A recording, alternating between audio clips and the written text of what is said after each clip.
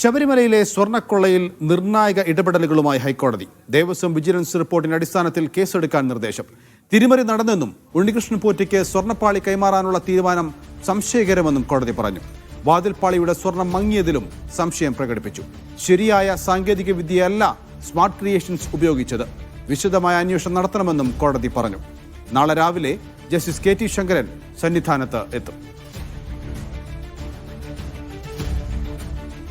അഹമ്മദ് മുസ്തഫ തന്നെയാണ് വിവരങ്ങൾ നൽകാനുള്ളത്. മുസ്തഫ, കോടതിയുടെ ഇടക്കാല ഉത്തരവ് വളരെ കൃത്യമാണ്.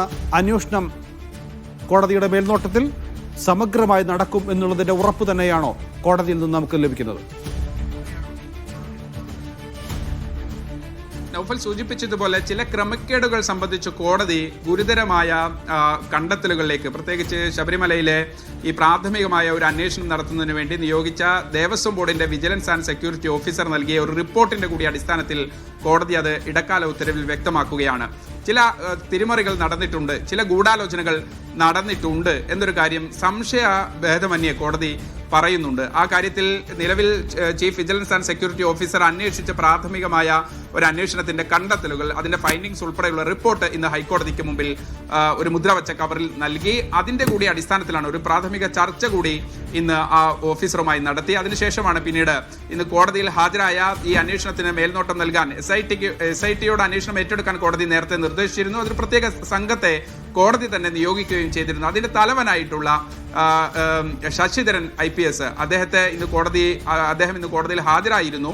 അദ്ദേഹത്തോട് ചില കാര്യങ്ങൾ കൂടി കോടതി ചോദിച്ചു. ചില ആവശ്യങ്ങൾ അദ്ദേഹം കോടതിക്ക് മുമ്പിലും വെച്ചു. അതിനനുസരിച്ച് ചില ഭേദഗതികൾ ഇന്നത്തെ ഉത്തരവിലുണ്ട്. അതായത് നേരത്തെ അദ്ദേഹത്തിനും അതോടൊപ്പം തന്നെ H വെങ്കടേശനുമായിരുന്നു ചുമതല. ഇന്നിപ്പോൾ അദ്ദേഹം കൂടുതൽ ഉദ്യോഗസ്ഥരെ ആവശ്യപ്പെടുകയാണ്.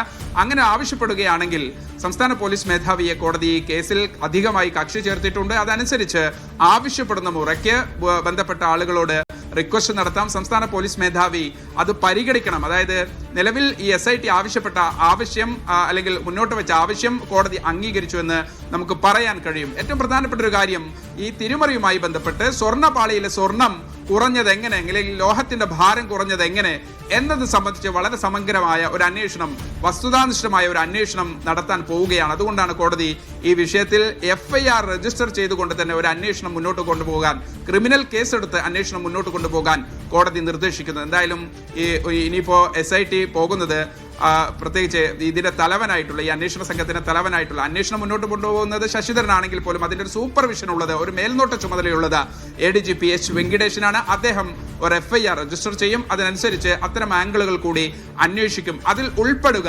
നിലവിൽ നടത്തിയിട്ടുള്ള ദേവസ്വം വിജിലൻസിന്റെ ഒരു അന്വേഷണത്തിന്റെ അന്തിമ റിപ്പോർട്ട് ഇന്ന് കോടതിയിൽ നൽകിയിരുന്നു. ആ റിപ്പോർട്ട് അടിയന്തരമായി തന്നെ ദേവസ്വം ബോർഡിന് കൈമാറണം. ദേവസ്വം ബോർഡ് ആ റിപ്പോർട്ട് കിട്ടിക്കഴിഞ്ഞ ഉടൻ അത് SIT-ക്കും കൈമാറണം. അതാണ് കോടതി നിർദ്ദേശിച്ചിരിക്കുന്നത്. ആ തരത്തിൽ ആ റിപ്പോർട്ടിന്റെ കൂടി ചുവട് പിടിച്ചായിരിക്കും വളരെ സമഗ്രമായ ഒരു അന്വേഷണത്തിലേക്ക് പോവുക. ഒപ്പം തന്നെ കോടതി കണ്ടെത്തിയ, നേരത്തെ നൗഫൽ സൂചിപ്പിച്ച ചില ആംഗിളുകൾ കൂടിയുണ്ട്. തിരിമറി നടന്നിട്ടുണ്ട് എന്നൊരു കാര്യത്തിൽ സംശയമില്ല.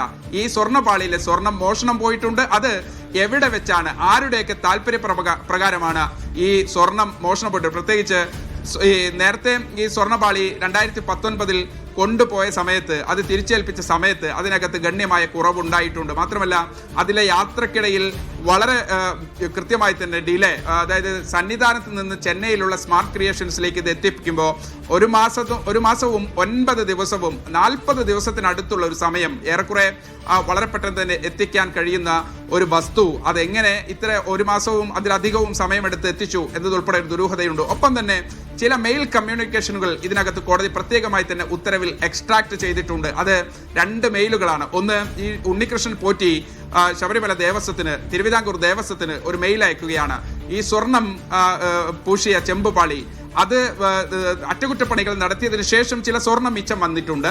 അതൊരു പെൺകുട്ടിയുടെ വിവാഹാവശ്യത്തിന് വേണ്ടി ഉപയോഗിക്കാൻ അനുമതി തേടിക്കൊണ്ടുള്ള ഒരു മെയിലാണ്. അപ്പൊ അതിൽ നിന്ന് വ്യക്തമാണ് ഈ പണിയെടുത്തതിന് ശേഷം ചില സ്വർണം മിച്ചം വന്നിട്ടുണ്ട് എന്നൊരു കാര്യം സംശയമില്ല. കാര്യം അത് ആ മെയിലിൽ കൃത്യമായി തന്നെ പറയുന്നുണ്ട്. അതിന് മറുപടി എന്നോണം ചില കമ്മ്യൂണിക്കേഷൻ തിരുവിതാംകൂർ ദേവസ്വം ബോർഡിന്റെ സെക്രട്ടറി നടത്തുന്നുണ്ട്. ഇങ്ങനെ പോറ്റി ഒരു മെയിൽ അയച്ചിട്ടുണ്ട്, സ്വർണം മിച്ചം വന്നിട്ടുണ്ട്, അദ്ദേഹം ചില ആവശ്യങ്ങൾക്ക് ഉപയോഗിക്കാൻ അനുമതി തേടുന്നു, എന്താണ് ബന്ധപ്പെട്ടവരുടെ അഭിപ്രായം എന്ന് ആ മെയിലിൽ കൃത്യമായി ചോദിക്കുന്നുണ്ട്. അപ്പോൾ 2 ഭാഗത്തു നിന്നും അതൊരു അഫർമേഷൻ ഉണ്ട് അക്കാര്യത്തിൽ. അതുകൊണ്ട് ആ വിഷയം സ്വാഭാവികമായും സ്വർണം മിച്ചം വന്നിട്ടുണ്ട്, അതെങ്ങനെ വന്നു, അത് എവിടെ ഉപയോഗിച്ചു, ആരാണ് ഇതിന്റെ പ്രയോക്താക്കൾ ഉപയോക്താക്കൾ ആരാണ്, അതിന്റെ ഗുണം പറ്റിയവരാരാണ്, ആസൂത്രണം നടത്തിയത് ആരാണ്, മാത്രമല്ല നേരത്തെയും ഇതുമായി ബന്ധപ്പെട്ട് ചില കമ്മ്യൂണിക്കേഷനുകൾ പോറ്റി നിരന്തരം ഒരു നിർബന്ധ ബുദ്ധിയേന നടത്തിയിട്ടുണ്ട്. അതുകൊണ്ട് അത്തരം വശങ്ങൾ കൂടി അന്വേഷിക്കണം.